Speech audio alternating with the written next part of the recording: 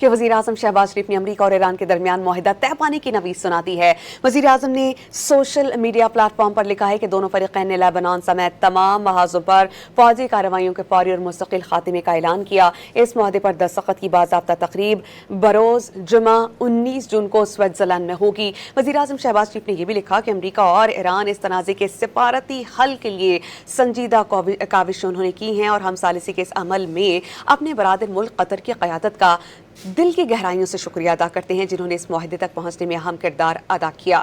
وزیراعظم شہباز شریف نے کہا کہ سعودی عرب اور ترکی کی قیادت سے بھی اظہار تشکر کرتے ہیں جنہوں نے اس عمل میں نمایاں اور مؤثر تعاون فراہم کیا۔ معاہدہ طے پانے کے بعد ثالثی کرنے والے فریقین اس ہفتے سلسلہ وار ملاقاتوں کی سہولت فراہم کریں گے اور ابتدائی مذاکرات کے بعد تکنیکی بات چیت کا آغاز ہوگا۔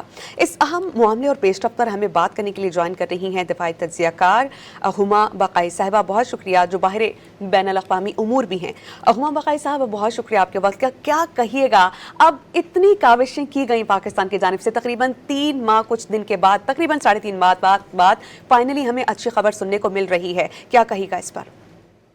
میرے خیال ہے یقیناً آپ کی بات صحیح ہے، انتہائی خوش آئند خبر ہے، صرف پاکستان کے لیے نہیں، کیونکہ اس نے میڈیٹر کا کردار ادا کیا اور بڑے فعال طریقے سے کیا، آخر تک کیا، ثابت قدمی سے کیا، بلکہ پوری دنیا کے لیے، کیونکہ اس وقت پوری دنیا کی سانس رکی ہوئی تھی کہ کیا ہوگا، آئل پرائسز کہاں جائیں گی، اکنامک ریسیشن کس طرف بڑھ رہا ہے، 100 دن سے اوپر ہو گیا تھا اس سٹیٹس کو کی صورتحال کو، اور ایسا لگ رہا تھا کہ اسرائیل جس طرح اسپوائلر کا کردار ادا کر رہا ہے وہاں اس کو کوئی روک نہیں ڈالی جا پا رہی تھی۔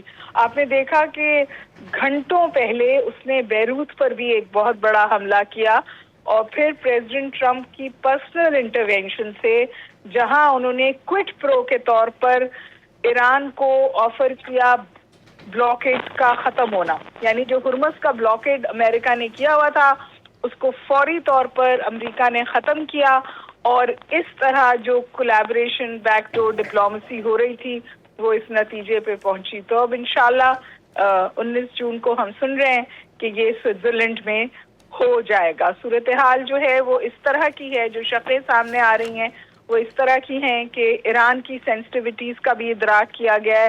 فار ایگزامپل جو ڈیمیجز ہوئے ہیں اس کے لیے اس کا سمجھیے ہرجانہ دیا جائے گا، یا اس کو یوز کرنے کے لیے پیسہ ٹرانسفر ہوگا ایران کو۔ اور پھر ظاہر ہے کہ قطر نے بھی بہت اہم کردار ادا کیا، پاکستان اور قطر دونوں کا شکریہ ادا کیا پریزیڈنٹ ٹرمپ نے۔ میرے خیال ہے کہ ہسٹوریکل ٹرننگ پوائنٹ ہے، ایک تو ویسٹ ایشیا کی سمجھیے ہسٹری میں، پولیٹیکل ہسٹری میں، جیو پولیٹیکل ہسٹری میں، اس کے سیکیورٹی آرکیٹیکچر میں، اور ٹرننگ پوائنٹ ہے دنیا کی ہسٹری میں بھی، بیکاز ایک چھوٹے ملک نے اپنے آپ کو کھڑا بھی کیا اور مقابلہ بھی کیا بدترین جارحیت کا، بالخصوص اسرائیل کی طرف سے، اور پھر it is not only back in the game, it is back in the game on its terms.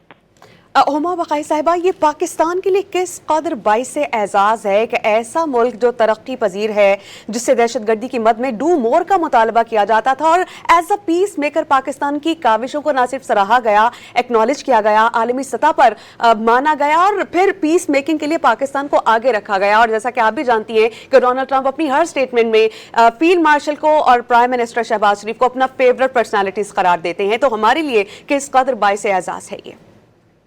دیکھیے، پاکستان تو ول گو ڈاؤن ان ہسٹری، جو اس ہسٹوریکل مومنٹ کو جو کلمنیٹ ہونے جا رہا ہے 19 جون کو، اس کا ایک بہت بڑا حصہ تھا، اور جو اس کا ڈویڈنڈز ہیں وہ یقینی طور پہ پاکستان کی ساخت ہے، پاکستان کا سٹیچر ہے، پاکستان کا سفارتی قد ہے، لیکن اس کے ساتھ ساتھ جو ایک پیرلل چیز ہوئی وہ یہ کہ دہائیوں سے انڈیا نے انویسٹ کیا تھا اس نیریٹو میں کہ پاکستان ٹیرر سٹیٹ ہے، پاکستان ٹیرر سپانسرنگ سٹیٹ ہے، لہٰذا انڈیا کا ایک کردار ہونا چاہیے ساؤتھ ایشیا میں نیٹ سیکیورٹی پرووائڈر کا، ایک ذمہ دار سٹیٹ کا۔ یہ پورا جو بیانیہ ہے انڈیا کا، یہ دھڑام سے گر گیا ہے، اور the new sort of responsible state in the region جس کو آپ کہہ سکتے ہیں the new adult in the room جس کو آپ کہہ سکتے ہیں خطے میں and beyond, وہ پاکستان ہے.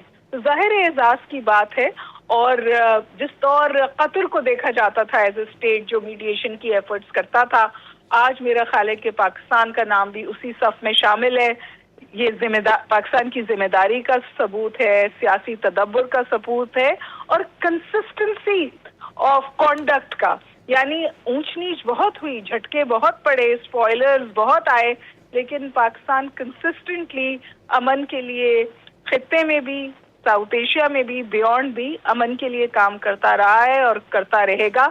2025 میں جو شروعات ہوئی تھی, مجھے لگتا ہے کہ وہ اب کلمنیٹ ہو رہی ہے, اور ہم اس کو اور بھی آگے انشاءاللہ بہتر طور پر ورک آؤٹ ہوتا دیکھیں گے. ہما بقائی صاحبہ, سنگل ہینڈڈلی اگر دیکھا جائے تو پاکستان نے امن کے لیے بہت اہم کردار ادا کیا, اور پھر دیگر ممالک بھی ان امن کاوشوں میں شامل ہوتے رہے. ڈپلومیٹیکلی فرنٹ پر اگر دیکھیں تو ہماری عسکری اور سیاسی قیادت آپ کو کس حد تک متحرک نظر آئی, کتنا کریڈٹ جاتا ہے ان کو؟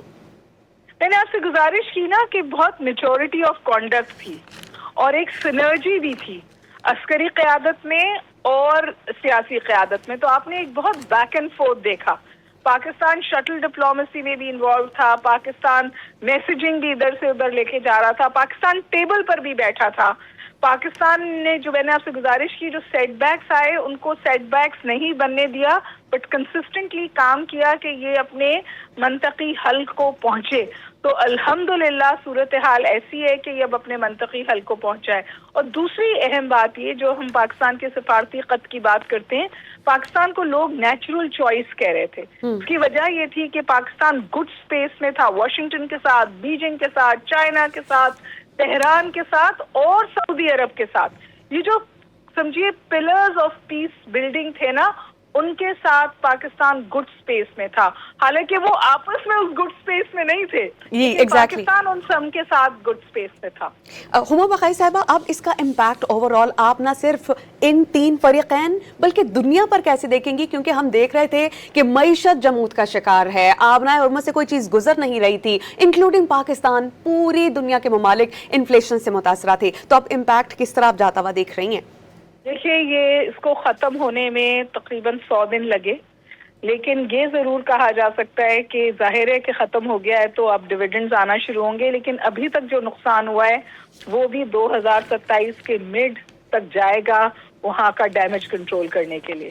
اور ایران پر جو سینکشنز اگر ہٹتی ہیں, ایران کے ساتھ تجارت کھلتی ہے نہ صرف پاکستان کی بلکہ دیگر ممالک کی, یہ ہمارے لیے, ہمارے ملک کے لیے کس قدر بہتر ہوگا؟ کیونکہ ہمارے بہت سے مفادات ان کے ساتھ جڑے ہیں ڈائریکٹلی اور انڈائریکٹلی. میں نے یہ بات بہت دفعہ کہی ہے کہ جو سیکیورٹی آرکیٹیکچر ہے, جو ریجنل آرکیٹیکچر ہے, جو اکنامک آرکیٹیکچر ہے ویسٹ ایشیا کا, وہ تبدیل ہو گیا ہے. اور ایران ایک ایسا ملک تھا جس کے بارے میں فیصلے کیے جاتے تھے اور اس کو بتایا جاتا تھا کہ اب آپ کو یہ کرنا ہے, یہ نہیں کرنا. فرام دیٹ ایران نے پروگریس کیا ایک ایسی کنٹری پہ that is back in the game and that is on the negotiating table, actually negotiating, not just for Iran but perhaps پورے ویسٹ ایشین ریجن کے لیے. تو ابھی تو آپ سمجھیے کہ تبدیلی جو آ رہی ہے اس کی شروعات ہوئی ہے. آپ کنسسٹنٹلی یہ تبدیلیاں آتے ہوئے دیکھیں گے, اور مجھے یہ لگتا ہے کہ پاکستان کا کردار اس میں کلیدی رہے گا.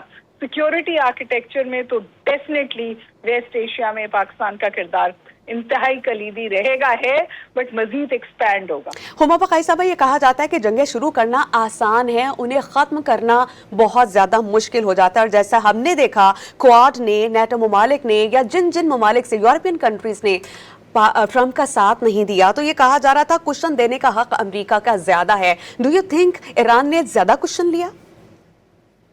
ایران نے زیادہ کیا کیا ابھی بھی؟ زیادہ کشن لیا اپنا, یعنی کہ جو ان کے مطالبات وہ منوانا چاہتے تھے, کیا ایران اس پوزیشن میں تھا کہ اپنے مطالبات زیادہ منوا سکا؟ میں ایک بات کہتی ہوں کہ جو شطرنج کا کھیل ہے نا وہ پرشیا میں شروع ہوا تھا, تو ایران بہت تدبر کے ساتھ بہت اچھا کھیلا, حالانکہ اس کا ہینڈ آف کارڈز انتہائی کمزور تھا. اس بات کا ادراک جو ہے پریزیڈنٹ ٹرمپ نے بھی کیا. Like they have a weak hand but they played really well. بہت بہت شکریہ.